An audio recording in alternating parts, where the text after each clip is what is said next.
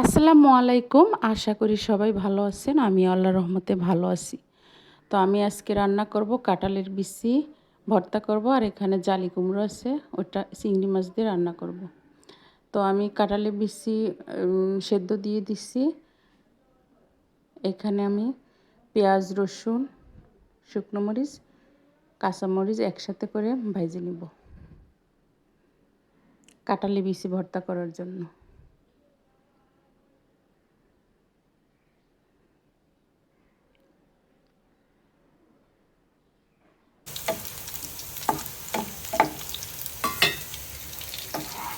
আমার পেঁয়াজ রসুনটা ভাজা হয়ে গেছে, আমি বাটিতে উঠায় নিচ্ছি।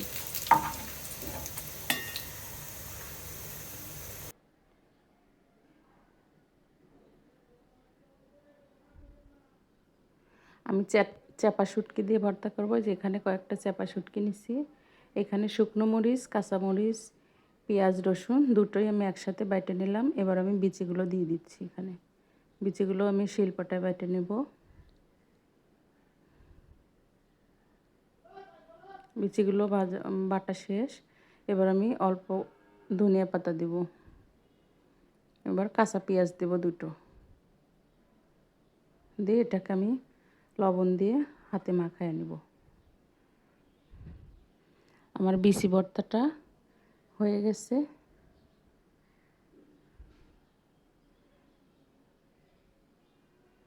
এটা আমি বাটিতে উঠায় নিচ্ছি।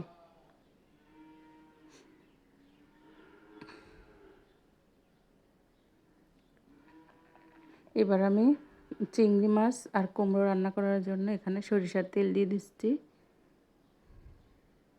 পেঁয়াজ রসুন বাটা দিয়ে দিচ্ছি, লবণ পরিমাণ মতো দিলাম।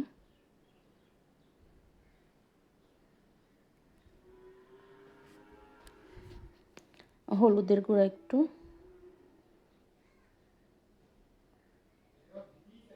ধনিয়ার গুঁড়ো, জিরের গুঁড়ো একসাথে করে দিচ্ছি। এখানে কাঁচামরিচ দিয়ে দিলাম। এই জায়গায় আমি চিংড়ি মাছগুলো দিয়ে দিচ্ছি। দিয়ে এটাকে আমি ভালোভাবে কষায় নিব।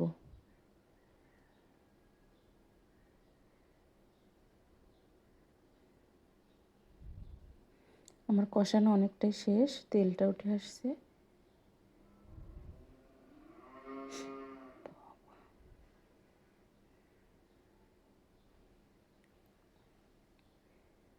এবার আমার কেটে রাখা কুমড়োটা দিয়ে দিচ্ছি।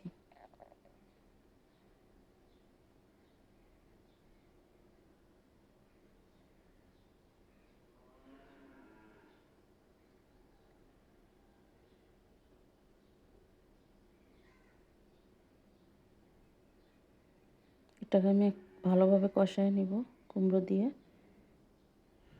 আমি শুধু কাঁচামরিচ দিয়ে রান্না করছি। এটা আমি শুকনো মরিচের গুঁড়া এখানে দিইনি।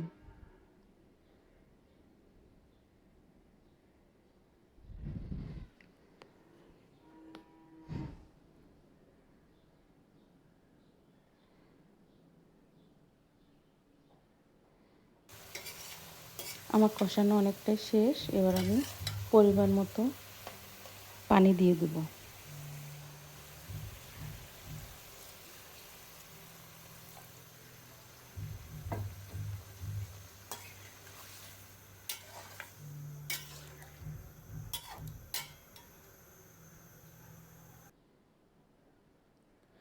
আমার তরকারিটা বলক আসছে, আমি ধনিয়া পাতা দিয়ে দিচ্ছি।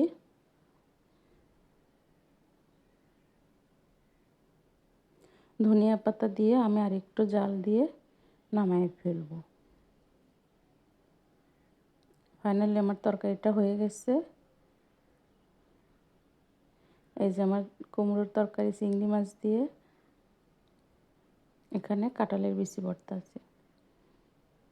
এবার আমি দুপুরে খাবারটা খেয়ে নিচ্ছি।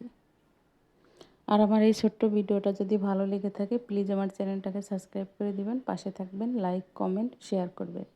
আল্লাহ হাফেজ।